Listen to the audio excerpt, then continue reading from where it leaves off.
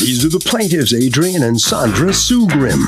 Adrian says he hired the defendant to repair and paint his car after he hit a guardrail, and the guy had it for almost 6 weeks. When it was finished, it didn't look right, and he found out there'd been a fire at the defendant's shop. The car had new scratches on it and soot stains to boot.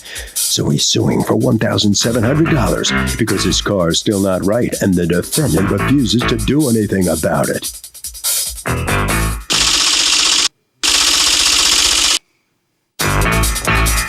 This is the defendant, Elizabeth Sierra.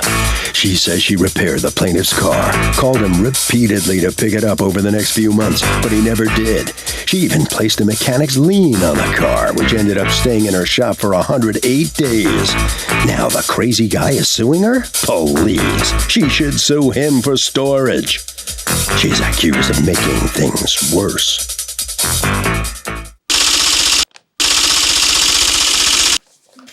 All parties, please raise your right hands. Welcome back to the People's Court. Next case in the docket, the plaintiff hired the defendant to repair and paint his car. Turns out there was a fire at the shop and it damaged the plaintiff's whip. But the defendant says the plaintiffs were slow in the uptake and wouldn't pick up the car. It's the case of Whip It Good. Thank you, Douglas. Can you pronounce your last name for me? Sugrim. Sugrim. Adrian Sugrim and Sandra Sugrim? Yes. You are suing the auto body shop. You've asked us not to mention the name of the shop. Elizabeth Sierra, you're the manager. Yes. And you'll be representing them for $1,700 that you paid to have your car painted because according to you, they did a miserable job. Tell me what happened. Well, I met the defendants through a friend of mine. He took his car to have his car worked on. And I liked the work they did. So I said, all right, I'll take my car to them. And what kind of car was this? It's a 95 BMW M3. Okay. In August of 2011, I dropped off my car for them to be painted. And what were you doing? Just a paint job and the whole thing? Yeah, I hit a guardrail and sideswiped the back of it. So did you also have body work? Yes, there was body work on the right rear quarter panel. Okay. I took the car there. I took a front and rear bumper because those need to be replaced. When did you take the car in? August 2011. 2011? Yes. Okay.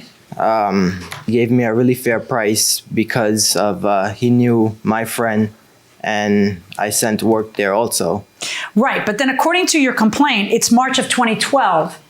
Yep. And that's when you get a call. That is 3 and 4, 7 months later. That's not 7 weeks later. After the 6 weeks passed, I went and I took my plates and insurance off the car. Okay. And I put it on another car.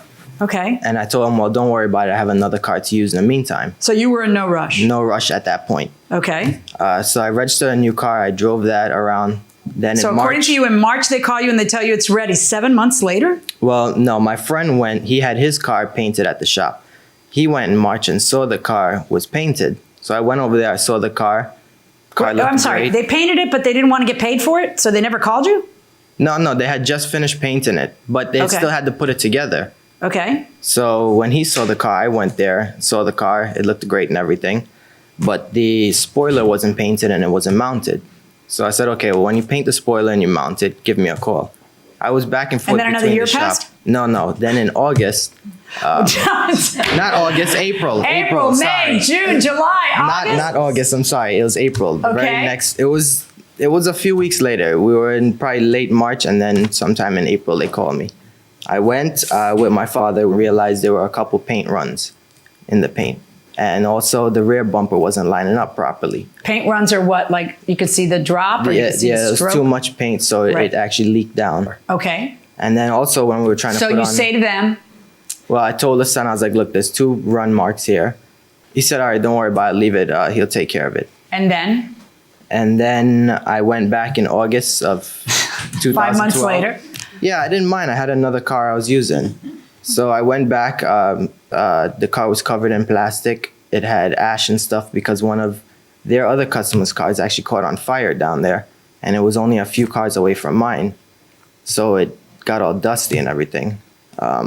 I didn't mind because they said they were going to take care of it. I knew the car had to be but you left your car, I'm sorry, so if I got this correctly, you're saying my car was there for 2 years and it was never ready in 2 years. That, you know how that doesn't sound... Well, it wasn't a full year, it was 1 year. In August 2012 is when I went back and saw I understand, but when did you pick up the car? December 31st. Of what year? 2012. Okay, now they have a very different story, you know that, right?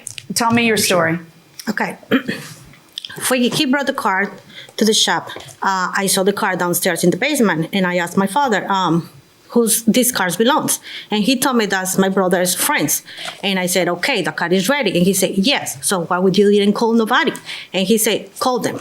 I called him 2 times. He never picked up the phone. So this is in April of 2012. Yes. And? I still waiting, so many months. He never went. I spoke to my brother and I told him, can you call your friend, because I need to get rid of the car. It's downstairs in the Fremont for so many years. And he said, he's gonna come. He's a friend. He's gonna come. Give a break. Okay. He's friend. That's it. So he never came. I spoke to my brother 2 times. He said, he's gonna come. Just give you some time. I decided not to do anymore. So that's when I called the marshal. I put on lien on the car. And you did that when? On September 2012. Okay. I called the marshal. He went there. He gave, the marshal work on the lien. He brought me the papers like 4-6 weeks later.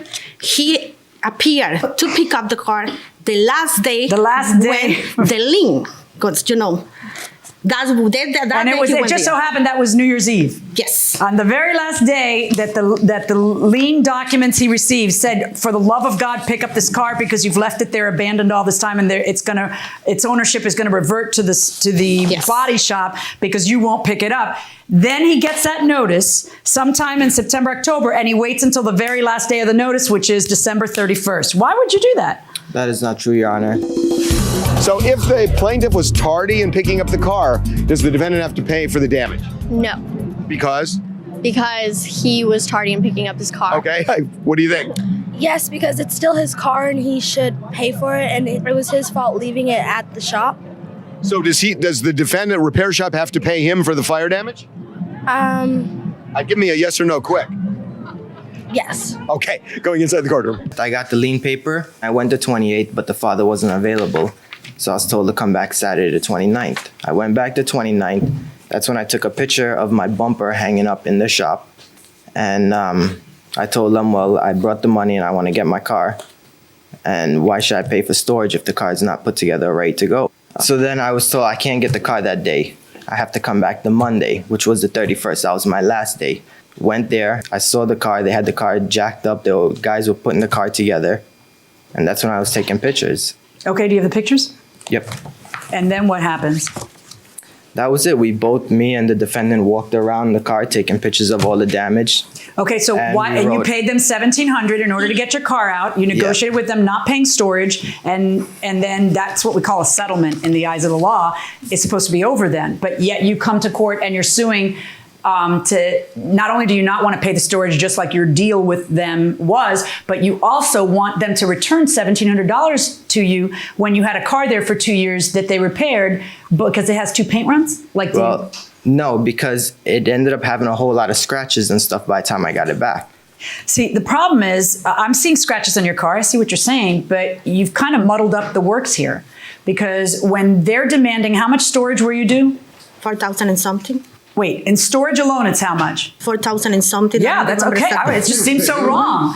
And that's just in storage plus the $1,700. And they said, look, we'll forget about the storage. Just let's settle it.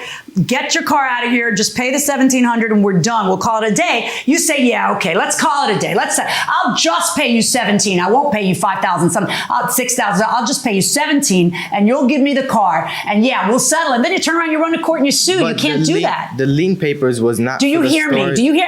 Me pica que marraca aquí. I hear what you're saying. It didn't just me here, you're scratching me here. Listen to what I'm saying. There are consequences for arriving at that new contract. The good part for you is you get your car only paying $1,700. But you can't possibly think that a sane justice system would allow you to go, gotcha. I don't pay you storage and I still sue you. That can't possibly be what you think I'm going to do. No, there's a consequence for that. And the consequence is that you guys reached a settlement. And if the settlement was good enough for the two of you, it's good enough for me. My verdict in this case is for the defendant.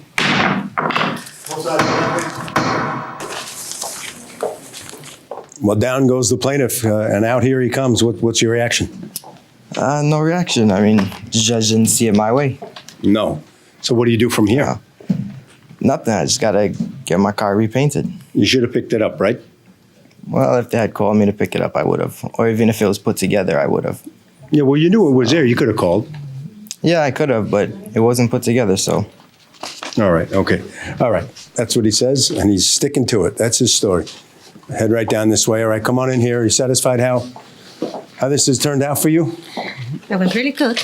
Yeah? What do you think he tried to pull? Okay, I think we make a deal, and he has to respect the deal. He didn't do it because I was charged, for the storage. All right, over to Harvey. You know, when you settle your beef, bottom line, the original contract is canceled.